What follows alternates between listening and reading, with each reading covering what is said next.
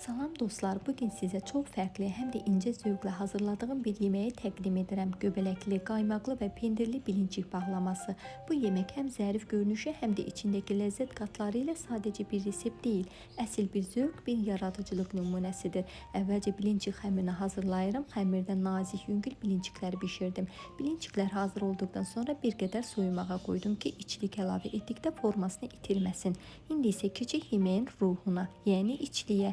Göbələkləri əvvəlcə yaxşıca yuyub bir dəfə qaynar suda azca bişirdim ki, içindəki artıq su və torpaq tam təmizlənsin. Sonra qaynadılmış göbələklərin suyunu süzüb təmiz halda tavaya əlavə etdim. Tavada kərə yağını əridirəm.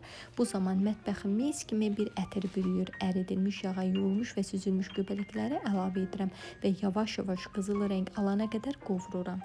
Daha sonra bir dolu yemək qaşığı qaymaq əlavə edirəm. Qaymaq yeməyə həm yumşaqlıq, həm də krem kimi bir dad qatır.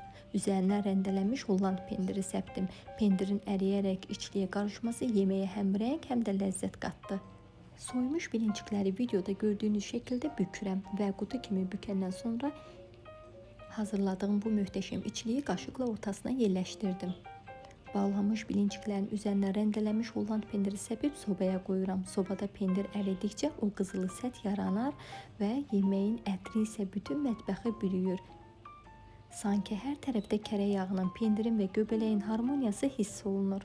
Sobadan çıxardıqdan sonra bilincikləri biraz soyumağa qoyuruq, bir hissəsini incə göyərti ilə bağlayıram.